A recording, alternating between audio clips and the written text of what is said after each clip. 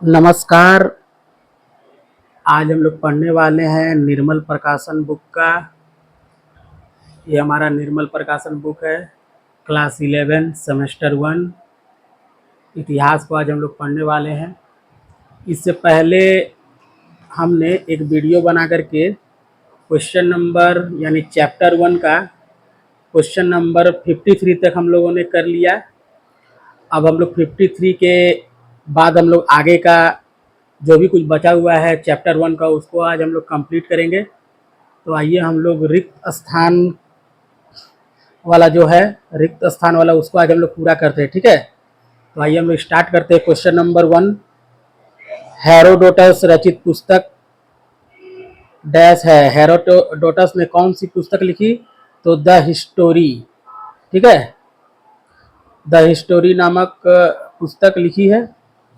उसके बाद question number 2, dash आधुनिक इतिहास के जनक है। तो विलियम स्टब्स है, विलियम स्टब्स, ठीक है।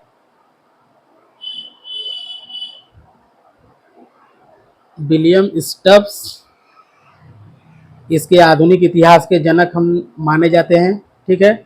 उसके बाद है कि डार्विन ने थ्योरी ऑफ इवोल्यूशन को डैश ईस्वी में दुनिया के सामने रखा। तो 1860, ठीक है, 1860 में सामने रखा, ठीक है। उसके बाद देखिए, डैश ने पाषाण काल को दो भाग पूरा पाषाण काल एवं नव पाषाण काल में विभाजित किया है। तो हमारा आंसर जॉन लुबाक होगा। जॉन लुबाक ने पाषाण काल को दो भागों में बांटा, एक हो गया पूरा पाषाण काल और दूसरा हो गया नव पाषाण काल, ठीक है। ये इसी पूरा पाषाण काल का भाग है, बहुत सारा पूर्व पाषाण काल, ठीक है, मध्य पाषाण काल और भी सारे हैं, उच्च पाषाण काल, ठीक है। तो पूरा पाषाण काल में क्या होता है? पूरा पाषाण काल में आग का आविष्कार होता है और नव पाषाण काल में कृषि वगैरह, ये हम लोगों ने आगे कंप्लीट कर चुके हैं, इसके बारे में हम लोग समझ चुके हैं, ठीक है। उसके बाद अब हम लोग स्तंभ मिलान वाले प्रश्न हैं। स्तंभ ए को स्तंभ बी के साथ मिलाइए, ठीक है। तो ये मिलान वाले प्रश्न हैं, आइए इसको हम लोग कंप्लीट करते हैं। तो मिलान वाले प्रश्न में पहला हो जाएगा कालिदास। तो कालिदास ने मालविका अग्निमित्रम नामक एक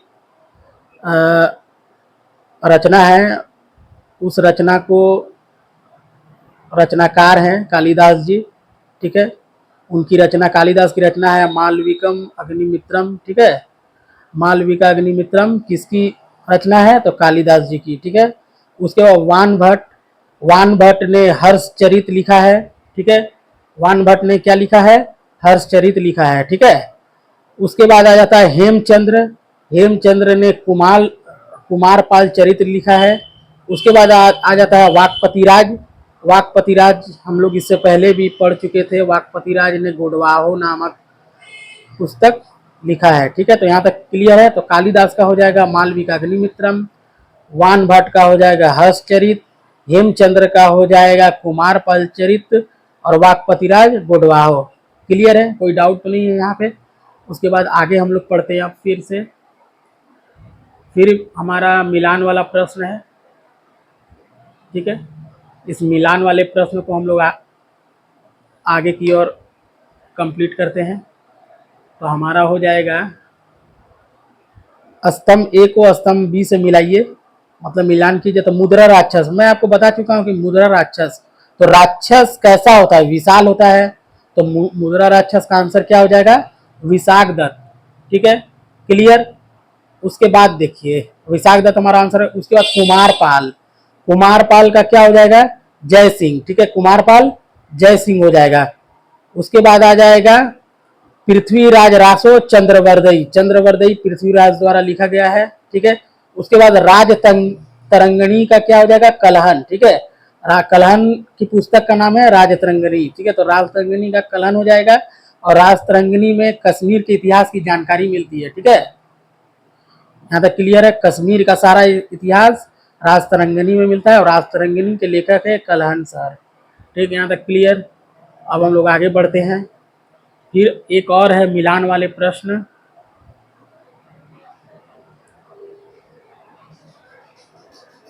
और एक है मिलान वाले प्रश्न, उसको हम लोग कंप्लीट करते हैं। तो हमारा हो जाएगा मेगास्थनीज का क्या हो जाएगा, मेगास्थनीज चंद्रगुप्त मौर्य के दरबार में रहते थे, तो हमारा चंद्रगुप्त मौर्य हो जाएगा। मेगास्थनीज का क्या हो जाएगा, चंद्रगुप्त मौर्य। ठीक है, उसके बाद आ जाएगा फाइयान का क्या हो जाएगा, फाइयान का चंद्रगुप्त विक्रमादित्य हो जाएगा। फाइयान चंद्रगुप्त विक्रमादित्य के दरबार में रहते थे। ठीक है, उसका बाद हैनसंग का क्या हो जाएगा, हर्षवर्धन। हैनसंग चंद्र हर्षवर्धन के दरबार में रहते थे। उसके बाद इसिंग का हो जाएगा भास्कर वर्मन। ठीक है, यहाँ तक क्लियर है। तो मेगास्थनीज किसके दरबार में रहते थे, तो मेगास्थनीज का आंसर हो जाएगा चंद्रगुप्त मौर्य। फाइयान का हो जाएगा चंद्रगुप्त विक्रमादित्य। हैंसंग का हो जाएगा हर्षवर्धन। और इसिंग का हो जाएगा भास्कर वर्मन। यहाँ तक क्लियर है, कोई डाउट? ठीक है, उसके बाद देखिए हम लोग कथन वाले प्रश्नों को करते हैं।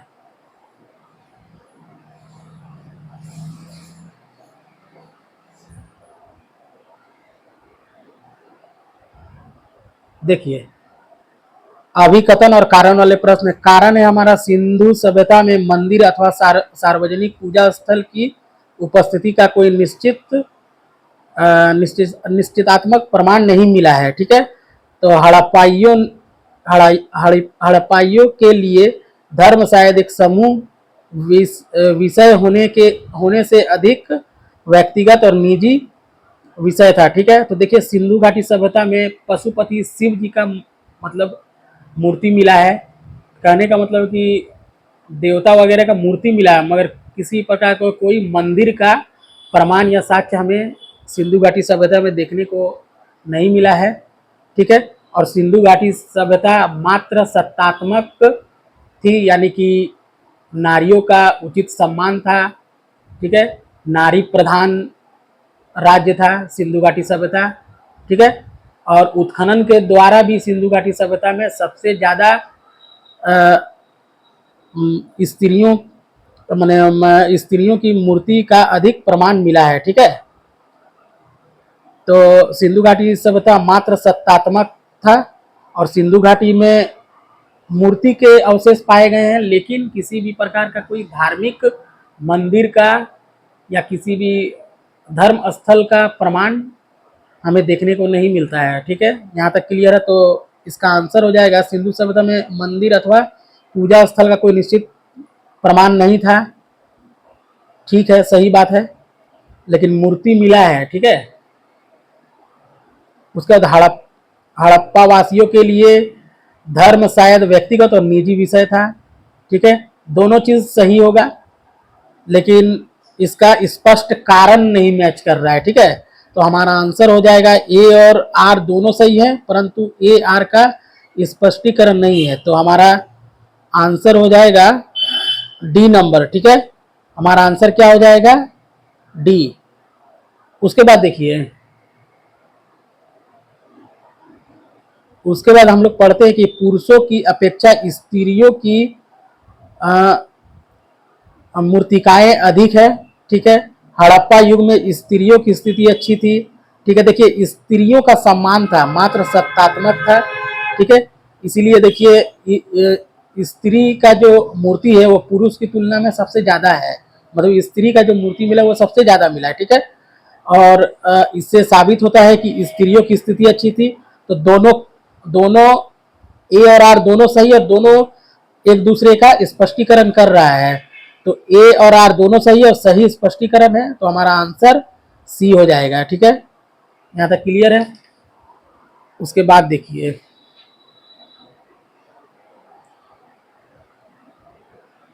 उसके बाद है हमारा,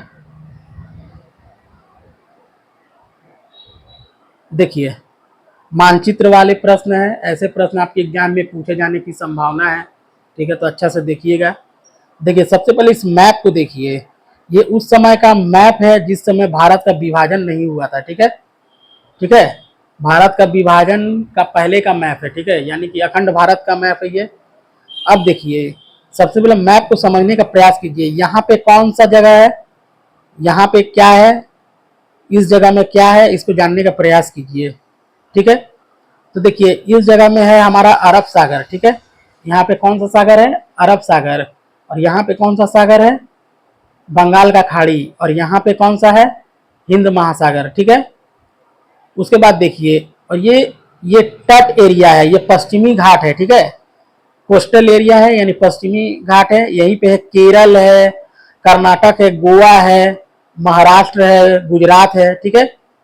और यहाँ पे आ जाएगा तमिलनाडु है, आंध्र प्रदेश है, उड़ीसा है, पश्चिम बंगाल है, ठीक है। तो तट, जितने भी तट, इसको हम लोग पश्चिमी घाट बोलते हैं, इसको हम लोग पूर्वी घाट बोलते हैं, ठीक है। ये हमारा पश्चिमी घाट हो गया, ये पूर्वी घाट है। पश्चिमी घाट में 5 राज्य सटे हुए हैं और पूर्वी राज्य में 4 है, ठीक है। तो टोटल अगर आपसे पूछा जाए कि तटीय राज्यों की संख्या कुल कितनी है, तो 9 टोटल तटीय राज्य है, ठीक है। ये मैं आपको कुछ एक्स्ट्रा बता दिया हूँ, इसको आप लोग नोट करके रखिएगा, ठीक है। तो देखिए यहाँ पे कोस्टल एरिया जो पश्चिमी घाट वाला, उसमें कौन कौन सा है, तो देखिए ये वाला है गुजरात, ठीक है। गुजरात का बाद आएगा महाराष्ट्र, उसके बाद गोवा, कर्नाटक, केरल, ठीक है। यहाँ 5 हो गया। उसके बाद यहाँ तमिलनाडु, आंध्र प्रदेश, उड़ीसा, पश्चिम बंगाल, ठीक है, यहाँ 4 हो गया। तो पश्चिमी घाट में तटीय परिस्थित राज्यों की संख्या 5 पश्चिम वाला में, और पूर्वी वाला में हो गया 4। तो टोटल अगर पूछे कि तट राज्यों में टोटल कितने राज्य जो तट माने तटीय रेखा पर स्थित है, तो वो हो जाएगा हमारा टोटल 9 राज्य है, ठीक है। यहाँ तक क्लियर है ना, पश्चिमी घाट, पूर्वी घाट, यहाँ तक सब क्लियर हो गया। उसके बाद देखिए अब हम लोग लौटते हैं अपने विषय पर। तो देखिए यहाँ पर है हमारा हड़प्पा, ठीक है। हड़प्पा, अभी ये हड़प्पा चला गया पाकिस्तान में, ठीक है। जब देश का विभाजन हुआ, ये वाला एरिया, यहाँ जब एरिया बनेगा, यहाँ से जब डिवाइड होगा यहाँ से ऐसे करके, तो ये वाला एरिया चला गया पाकिस्तान में। हड़प्पा चला गया पाकिस्तान में, मोहनजोदड़ो चला गया पाकिस्तान में, ठीक है। उसके बाद ये वाला है कालीबंगा, राजस्थान का एरिया कालीबंगा। उसके बाद ये वाला है गुजरात का लोथल, देखिए समुद्र तट पर स्थित है, लोथल एक बंदरगाह है, ठीक है। यहाँ तक क्लियर है। तो हमारा आंसर हो जाएगा ऑप्शन ए। समझ में आया, ऑप्शन ए ये है हमारा हड़प्पा, मोहनजोदड़ो, कालीबंगा और ये लोथल, देखिए सटा हुआ है, गुजरात में है। यहाँ तक क्लियर है, कोई डाउट नहीं होना चाहिए। उसके बाद देखिए, उसके बाद ट्रू फॉल्स हम लोग देख लेंगे। ट्रू फॉल्स में है कि प्लिनी ने इंडिका नामक पुस्तक की रचना की, नहीं ये गलत है। इंडिका नाम की रचना प्लिनी ने नहीं की है, ठीक है। उसका लोह युग के बाद कांस्य युग आता है, लोह युग के बाद कांस्य युग आता है, नहीं, लोह युग के बाद कांस्य युग नहीं आता। पहले हम क्या बोले थे, सबसे पहले आता है पाषाण काल, पाषाण काल। उसके बाद आता है तांबा वाला, पहले पाषाण का उपयोग होता है, उसके बाद तांबा का उपयोग होता है, उसके बाद आता है हमारा कांसा, ठीक है, कांसा आता है। उसके बाद आता है लोहा, ठीक है, क्लियर है यहाँ तक। पहले पाषाण आएगा, उसका तांबा आएगा, उसका कांसा आएगा, उसका लोहा आएगा। तो क्या पूछा है, लोह युग के बाद कांस्य युग आता है, तो कांसा पहले आएगा, उसके बाद लोहा, पीछे से थोड़ी ये जाएगा, तो ये गलत हो जाएगा, ठीक है। उसके बाद आ गया भारत में सोने के सिक्के का प्रचलन कुषाण काल में आया था, बिल्कुल सही है, कुषाण काल में आया था। उसका एक रीजन है, ठीक है। तो देखिए सबसे ज्यादा अगर शुद्ध सोना के बारे में पूछे तो कुषाण काल में, और अशुद्ध सोना में सबसे अधिक अशुद्ध सोना का उपयोग और सबसे भारी मात्रा में अगर पूछे तो हमारा हो जाएगा गुप्त काल। गुप्त काल में सोना का क्वालिटी उतना अच्छा नहीं था, मतलब शुद्ध सोना नहीं था, अशुद्ध सोना था, ठीक है। और कुषाण काल में शुद्ध सोना का उपयोग किया जाता था। भारत में सोने का सिक्के का प्रचलन कुषाण काल में चालू हुआ, ठीक है। ठीक, यहीं पे कहलाया था हमारा देश सोने का चिड़िया, ठीक है। यहाँ तक क्लियर है। रेशम मार्ग के द्वारा सोने का, ठीक है, रेशम मार्ग के द्वारा व्यापार होता था और रोम भेजा जाता। रोम से खूब सारा सोना हमारे भारत में आया करता था, इसलिए हमारे देश में प्रचुर मात्रा में सोने का भंडार हो गया।